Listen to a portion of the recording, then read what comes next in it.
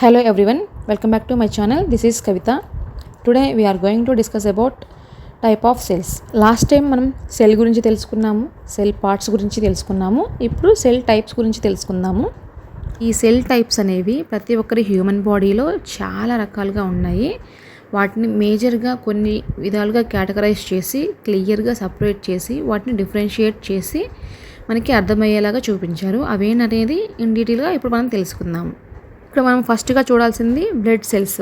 ఈ blood cells అనేవి white blood cells, red blood cells, అలాగే ప్లేట్లెట్స్ అనేవి ఉంటాయి.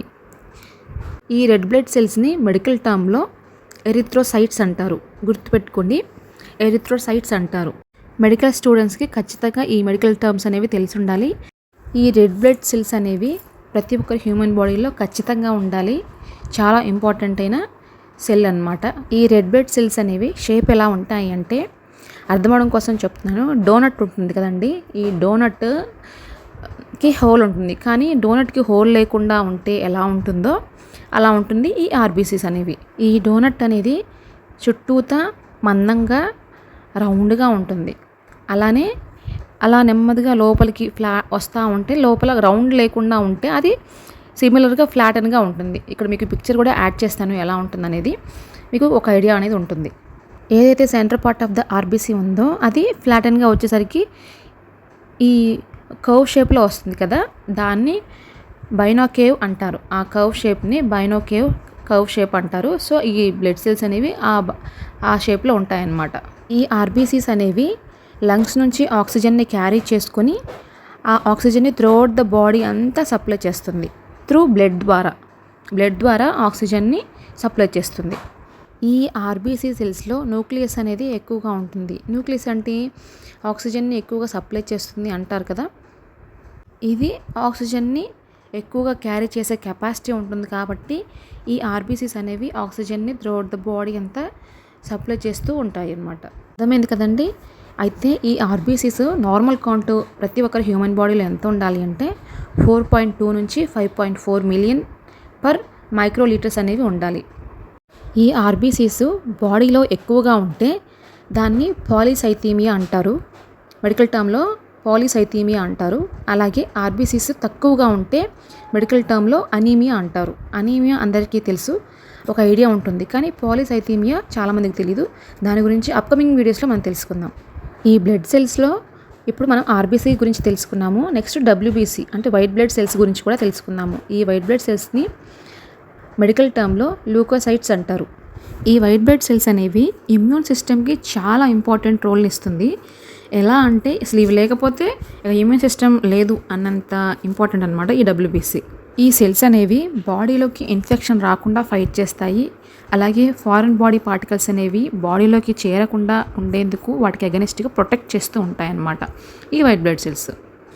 ఒక మాటలో చెప్పాలంటే ఇవి బాడీకి సెక్యూరిటీ గార్డ్స్ లాగా ఒక టీం వర్క్ చేస్తూ ఉంటాయి. ఈ డబ్ల్యూబీసీలో కూడా కొన్ని టైప్స్ ఉన్నాయి. అవి న్యూట్రోఫిల్స్, లింఫోసైట్స్, మోనోసైట్స్.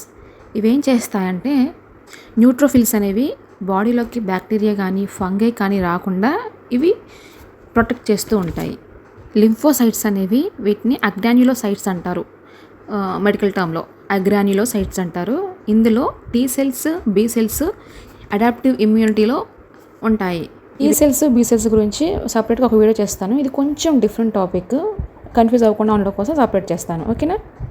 ఈ డబ్ల్యూబీసీ అనేది, ఈ వైట్ బ్లడ్ సెల్స్ అనేవి నార్మల్ రేంజ్ అనేవి 4,000 నుంచి 11,000 సెల్స్ పర్ మైక్రోలీటర్స్ అనమాట. నార్మల్ వాల్యూ ప్రతి ఒక్కరు హ్యూమన్ బాడీలో ఉండాలి, ఓకేనా. అవి అంతకు మించి ఎక్కువ ఉన్నా తక్కువ ఉన్నా మెడికల్ టర్మ్లో ఈ వైట్ బ్లడ్ సెల్స్ ఎక్కువగా ఉంటే ల్యూకోసైటోసిస్ అంటారు. అలాగే ఈ వైట్ బ్లడ్ సెల్స్ తక్కువగా ఉంటే ల్యూకోఫీనియా అంటారు. నెక్స్ట్ ఈ బ్లడ్ సెల్స్లో ప్లేట్లెట్స్ అనేవి ఉన్నాయి. మనం ఆర్బీసీ చూసాము, డబ్ల్యూబీసీ గురించి తెలుసుకున్నాము. ఇప్పుడు ప్లేట్లెట్స్ గురించి కూడా తెలుసుకుందాము. ఈ ప్లేట్లెట్స్ని మెడికల్ టర్మ్లో థ్రాంబోసైట్స్ అంటారు. ఇవి ప్రతి ఒక్కరి హ్యూమన్ బాడీలో ఎక్కువ కౌంట్ అనేది ఉంటుంది. ఈ ప్లేట్లెట్స్కి కలర్ లేకుండా చిన్నగా ఇర్రెగ్యులర్ షేప్స్లలో ఉంటాయి ఈ ప్లేట్లెట్స్ అనేవి. ఈ ప్లేట్లెట్స్ అనేవి బ్లడ్ క్లాటింగ్కి ఉపయోగపడతాయి. అలాగే ఎక్కువ బ్లీడింగ్ అవ్వకుండా కూడా ఇది ప్రివెంట్ చేస్తుంది. అంటే ఇది బ్లీడింగ్ టైంని, క్లాటింగ్ టైంని తెలుసుకోవడం కోసం ఉపయోగపడుతుంది. ఇప్పటి వరకు మనం బ్లడ్ సెల్స్ గురించి మాత్రం తెలుసుకున్నాము. ఇప్పుడు నర్వ్ సెల్స్ గురించి తెలుసుకుందాము. వీటిని న్యూరాన్స్ అని కూడా అంటారు. బేసికల్గా ఈ న్యూరాన్ సిస్టమ్ అనేది సిగ్నలింగ్ ద్వారా ఈ సిగ్నల్స్ని త్రూఅవుట్ ద బాడీ అంతా ట్రాన్స్మిట్ చేసుకుంటూ ఈ నర్వ్ సిస్టమ్ అనేది పనిచేస్తుంది కదా. ఈ నర్వ్ సెల్స్ అనేవి చూడటానికి ఒక చెట్టు ఎలాగైతే ఉంటుందో అలాగా బ్రాంచెస్తో అవి పాస్ అవుతూ ఉంటుందన్నమాట మన బాడీ అంతటికి. సో వాటిని బ్రాంచింగ్ డెండ్రైటిస్ అంటారు. ఇవంతా త్రూఅవుట్ ద బాడీ అంతా ఉంటుంది కాబట్టి సో వాటి ద్వారా ఈ సిగ్నల్స్ అనేవి ట్రాన్స్పోర్ట్ అవుతూ మనకి వాట్ అనేది తెలుస్తూ ఉంటుంది. ఒక చిన్న ఎగ్జాంపుల్ చెప్తాను మీకు అర్థం అవడం కోసం.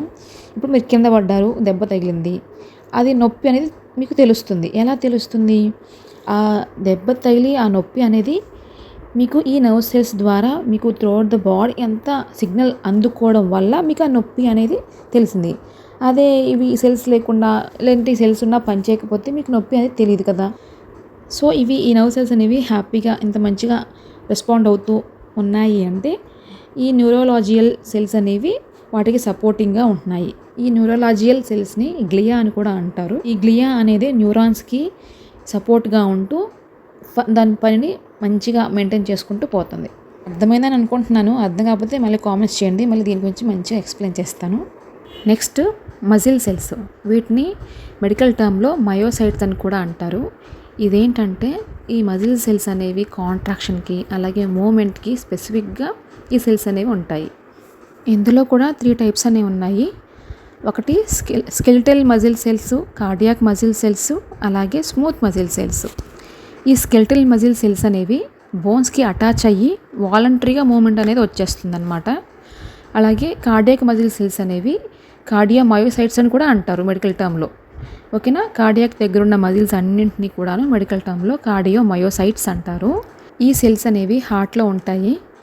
అలాగే ఈ హార్ట్ అనేది కాంట్రాక్ట్ అవుతూ బ్లడ్ని పంప్ చేయడం కోసం ఈ సెల్స్ అనేవి ఉపయోగపడతాయి. అలాగే ఇవేంటంటే ఇన్వాలంటరీగా ఈ కాంట్రాక్షన్ అనేది ఉంటుంది. Next smooth muscle cells. ఇవేంటంటే మన ఇంటర్నల్ ఆర్గాన్స్ అలాగే బ్లడ్ వెజిల్స్కి చుట్టుపక్కలంతా ఈ మజిల్ సెల్స్ అనేవి ఉంటాయి. ఇవి డైజెషన్కి కానీ అలాగే బ్లడ్ ప్రెషర్ని ఇన్వాలంటరీగా ఫంక్షన్ చేయడం కోసం ఇవి ఉపయోగపడతాయి. Next epithelial cells. వీటిని ఎపిథీలియల్ అని కూడా అంటారు. ఈ సెల్స్ అనేవి ఇంటర్నల్గా ఎక్స్టర్నల్గా ఉంటాయి. అలాగే క్యావిటీస్లో కూడా ఉంటాయి. ఇవి మొత్తం ఒక షీట్స్ లాగా ఉంటాయి. అంటే మీకు అర్థమయ్యేలా చెప్పాలంటే ఒక చిన్న ఎగ్జాంపుల్ చెప్తాను. ఇప్పుడు మన ఇంటి గోడ ఎలాగైతే ఉంటుందో ఆ గోడకి మనం ఎలాగైతే ప్లాస్టింగ్ చేసుకుని అవి స్మూత్గా నీట్గా కనిపించడానికి ఎలాగైతే ఫినిషింగ్ ఎంచుకుంటున్నామో అలాగే ఈ సెల్స్ అనేవి కూడా మన త్రూఅవుట్ ద బాడీ అంతా కూడా ఏమంటారు ఇట్లా ఒక షీట్స్ టైప్లో ఉంటుంది అనమాట. ఇప్పుడు బ్లడ్ సెల్స్ అనేవి రౌండ్గా ఉంటాయి కదా. అయితే ఈ లోపల బ్లడ్ వెజిల్స్లలో ఇదంతా మూవ్ అవుతూ పాస్ అవుతూ ఉంటుంది కాబట్టి లోపల ఎలా ఉంది అనేది మనకి కనిపించదు. అదే ఇప్పుడు స్కిన్ మీద ఈ ఎపిథీలియల్ సెల్స్ అనేవి రౌండ్గా ఉంటే చూడడానికి ఆక్వర్డ్గా ఉంటుంది కాబట్టి ఇవి షీట్స్ లాగా ఉన్నాయి. ఇక్కడ పిక్చర్ కూడా యాడ్ చేస్తాను, మీకు ఇంకా బాగా క్లియర్గా అర్థమవుతుంది. ఈ ఎపిథీలియల్ సెల్స్ అనేవి ప్రొటెక్షన్ ఇస్తాయి, అబ్జార్ప్షన్ చేస్తాయి, అలాగే సెక్రీషన్ కూడా చేస్తాయి. ఇప్పుడు అబ్జార్ప్షన్ చేస్తాయి అన్నాను కదా, ఎలా అని మీకు డౌట్ రావచ్చు. మనం ఫుడ్ తింటాము, అవి తిన్న తర్వాత అరిగి అందులో ఉన్న న్యూట్రియంట్స్, ప్రోటీన్స్, ఇట్లా మినరల్స్ అన్నీ అందులో ఉన్న మంచి న్యూట్రియంట్స్ అన్నీ కూడా అబ్జార్బ్ చేసుకొని మన బ్లడ్లోకి పంపిస్తుంది. అలాగే ఈ ప్రొటెక్షన్ అనేది మన స్కిన్లో కూడా ఈ ఎపిథీలియల్ సెల్స్ అనేవి ఉంటాయి కాబట్టి మనకి ఎండ నుంచి ప్రొటెక్ట్ చేస్తుంది. అలాగే డస్ట్ కానివ్వండి ఇలాంటి వాటన్నింటి నుంచి కూడాను మనకి ప్రొటెక్ట్ చేస్తుంది ఈ ఎపిథీలియల్ సెల్స్. ఇప్పుడు సెక్రీషన్ అంటారా, మనకి నోస్లో సెక్రీషన్స్ వస్తూ ఉంటాయి. సో ఎపిథీలియల్ సెల్స్ అనేవి వాటిపైన అవి మంచిగా చేసుకుంటూ పోతున్నాయి. మనకి ఎక్కడెక్కడ ఉన్నాయి అని మాత్రం తెలుసుకోవాలి, ఏం చేస్తుందని తెలుసుకోవాలి, అవి కూడా చెప్పేశాను. Next connective tissue cells. ఇవి మన ఆర్గాన్స్కి త్రూఅవుట్ ద బాడీ అంతా డిఫరెంట్ టిష్యూస్తో కనెక్ట్ అవుతూ ఉంటుంది. ఇందులో బోన్ సెల్స్ అనేది ఒకటి. ఇదేంటంటే ఒక స్ట్రక్చర్ని మంచిగా మెయింటైన్ చేయడం కోసం ఈ బోన్ సెల్స్ అనే రెస్పాన్సిబిలిటీ తీసుకుని దానిపైన అది చేస్తుంది. ఇందులో ఫైబ్రోబ్లాస్ట్లు అనేవి ఉంటాయి. అవి న్యూ బోన్ టిష్యూని బిల్డ్ చేయడం కోసం ఉపయోగపడతాయి. అలాగే ఆస్టియోక్లాస్ట్, ఇది డిజాల్వ్ చేయడానికి, బోన్ అనేది డిజాల్వ్ చేసి మళ్ళీ రెన్యువల్ చేయడానికి ఉపయోగపడుతుంది. అలాగే ఆస్టియోసైట్స్ అనేవి బోన్ సెల్స్ని మళ్ళీ మెచ్యూర్ చేసి వాటిని మంచి న్యూట్రియన్స్తో, మినరల్స్తో మెయింటైన్ చేయడం కోసం ఇది ఉపయోగపడుతుంది. ఈ కనెక్టివ్ టిష్యూ సెల్స్లోనే బోన్ సెల్స్ ఉన్నాయి, అలాగే కార్టిలేజ్ సెల్స్ కూడా ఉన్నాయి. వాటిని మెడికల్ టర్మ్లో కాండ్రోసైట్స్ అంటారు. కార్టిలేజ్ అనేది ప్రొడ్యూస్ అవుతూ అలాగే ఫ్లెక్సిబుల్గా జాయింట్స్కి, నోస్కి, ఇయర్స్కి సపోర్ట్ని ఇవ్వడం కోసం ఇది పనిచేస్తుంది. ఈ కనెక్టివ్ టిష్యూ సెల్స్లోనే ఫ్యాట్ సెల్స్ కూడా ఉన్నాయి. వాటిని మెడికల్ టర్మ్లో అడిపోసైట్స్ అంటారు. ఈ ఫ్యాట్ సెల్స్ అనేవి ఎనర్జీని స్టోర్ చేసుకొని ట్రైగ్లిజరైడ్స్ లాగా ఫామ్ అవుతూ ఇన్సులేషన్ని ప్రొవైడ్ చేస్తుంది బాడీకి. ఓకేనా? Next endothelial cells. ఇవి కూడాను కనెక్టివ్ టిష్యూ సెల్స్లోనే ఉంటాయి. అయితే ఇవి ఒక సింగిల్ సెల్ లేయర్ అనమాట, ఒక లైన్ లాగా ఫామ్ అవుతుంది. అది కూడాను బ్లడ్ వెసిల్స్లో మాత్రమే ఉంటుంది. అండ్ నెక్స్ట్ రిప్రొడక్టివ్ సెల్స్ అనమాట. వీటిని మెడికల్ టర్మ్లో గ్యామెట్స్ అని కూడా అంటారు. అయితే ఇందులో స్పర్మ్ సెల్స్ ఉంటాయి, అలాగే ఎగ్ సెల్స్ ఉంటాయి. ఈ స్పర్మ్ సెల్స్ అనేవి చిన్నగా ఒక చిన్న తలకాయతో ఒక చిన్న తోకతో ఉంటాయి. వీటిని ఫ్లాగెలమ్ అంటారు. Next egg cells. ఇవి చూడడానికి పెద్దగా అలాగే స్పెరికల్ షేప్లో ఉంటాయి, అంటే రౌండ్ షేప్లో ఉంటాయి. వీటిని ఓవమ్ అని కూడా అంటారు. Next stem cells. ఇవి చాలా డిఫరెంట్గా ఉంటాయి, అలాగే రిమార్క్ అంటూ ఏది రాదు. అండ్ ఈ స్టెమ్ సెల్స్ వల్ల మళ్ళీ రెన్యూ చేసుకోవచ్చు మన లైఫ్ని. ఎలా అంటారా, ఇందులో 2 టైప్స్ కూడా ఉంటాయి. ఎంబ్రియానిక్ స్టెమ్ సెల్స్, అలాగే అడల్ట్ స్టెమ్ సెల్స్. అయితే ఎంబ్రియానిక్ స్టెమ్ సెల్స్ అనేవి ప్రతి ఒక్కరి హ్యూమన్ బాడీలో సెల్స్ అనేవి బాగా పనిచేసేలాగా పనిచేస్తాయి. ఇప్పుడు సెల్స్ అనేవి పనిచేసి అలసిపోయి ఆగిపోయే టైంలో ఉంటే కూడా ఈ స్టెమ్ సెల్స్ అనేవి ఉన్నాయి అంటే ఖచ్చితంగా మళ్ళీ వాటిని మళ్ళీ కొత్తగా పనిచేసేలా చేస్తాయన్నమాట. Next adult stem cells. ఇవి కూడాను, ఈ స్టెమ్ సెల్స్ అనేవి కొన్ని టిష్యూస్లలో కూడా కనిపించాయంట. అయితే ఇవి స్పెసిఫిక్గా ఉన్న కొన్ని టిష్యూస్లో మాత్రమే కనిపించాయి. వాటిని కూడా మళ్ళీ మనం రిపేర్ చేసి మళ్ళీ బాగా పనిచేసేలా కూడా చేయొచ్చు. సో ఇంతవరకు నేను ఈరోజు చెప్పిన టాపిక్ వచ్చేసి టైప్ ఆఫ్ సెల్స్ అనమాట. మీకు అర్థమయ్యే ఉంటుంది. అర్థం కాకపోతే మళ్ళీ కామెంట్ చేయండి, నేను మళ్ళీ ఇన్ డీటెయిల్గా ఎక్స్ప్లెయిన్ చేస్తాను.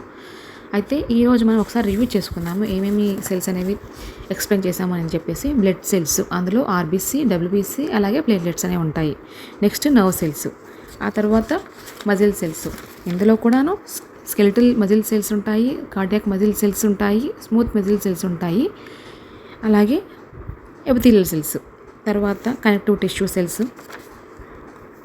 ఈ కనెక్టివ్ టిష్యూ సెల్స్లోనే బోన్ సెల్స్ ఉంటాయి, కార్టిలేజ్ సెల్స్ ఉంటాయి, ఫ్యాట్ సెల్స్, అలాగే ఎండోథీలియల్ సెల్స్ అనేవి ఉన్నాయి. నెక్స్ట్ రిప్రొడక్టివ్ సెల్స్ గురించి, అలాగే స్టెమ్ సెల్స్ గురించి కూడా తెలుసుకున్నాము. ఇది ఈరోజు టాపిక్ అనేది. సో మీ అందరికీ మంచిగా అర్థమయ్యేలాగా ఎగ్జాంపుల్స్తో చెప్పాను. లాస్ట్ వరకు చూసిన వాళ్ళకి ఇంకా బాగా అర్థమవుతుంది. ఎస్పెషల్లీ నేను ఈ టాపిక్స్ అన్నీ ఎందుకు చెప్తున్నాను అంటే, అది కూడా తెలుగులోనే ఎందుకు చెప్తున్నాను అంటే, చాలామందికి రీచ్ అవుట్ అవ్వాలి అని, అలాగే తెలుగు మీడియం నుంచి సడన్గా ఇంగ్లీష్ మీడియం వచ్చిన వాళ్ళకి కూడా అర్థం అవ్వడానికి, అలాగే కొత్తగా ఈ మెడికల్ నాలెడ్జ్ గురించి మెడికల్ స్టూడెంట్స్కి తెలియడం కోసం ఈజీ వేలో మన తెలుగు భాషలో చెప్పుకుంటే తొందరగా అర్థమవుతుంది. అలాగే మీకు ఏమైనా డౌట్స్ ఉంటే కూడా ప్లీజ్ కామెంట్ చేయండి, నేను మళ్ళీ క్లియర్ చేస్తాను. నేను ఎడ్యుకేషనల్ వీడియోస్ గురించి మాత్రమే చేయాలనుకుంటున్నాను. మీకు ఏమైనా తెలుసుకోవాలి అని ఉంటే కూడా కామెంట్ చేయండి, ఎక్స్ప్లెయిన్ చేస్తాను. అలాగే ప్లీజ్ సపోర్ట్ చేయండి, సబ్స్క్రైబ్ చేసి లైక్ చేసి సపోర్ట్ చేస్తారని అనుకుంటున్నాను. ఇంతగానో అడుగుతున్నాను అంటే, ఎడ్యుకేషనల్ వీడియోస్కి తొందరగా వ్యూస్ అనేవి రావు, తొందరగా ఎవరు చూడరు, అంత తొందరగా ఎవరు ఇంట్రెస్ట్ పెట్టరు. మీ అందరికీ ఇంట్రెస్ట్ రావడం కోసం మంచిగా ఇక్కడ పిక్చర్స్ వేస్తూ మీకు అర్థమయ్యేలాగా చెప్తూ ఉన్నాను, అలాగే ఎగ్జాంపుల్స్తో చెప్తూ ఉన్నాను. ఫస్ట్ నాలెడ్జ్ చాలా ఇంపార్టెంట్ కాబట్టి నాలెడ్జ్ గెయిన్ చేసుకోండి, ఆ తర్వాత ఎంటర్టైన్ అవ్వండి. ఇది నా హంబుల్ రిక్వెస్ట్ అనమాట. సో ఇంతవరకు చూసి టాపిక్ని అంతా అర్థం చేసుకునేందుకు చాలా చాలా థ్యాంక్ యూ సో మచ్.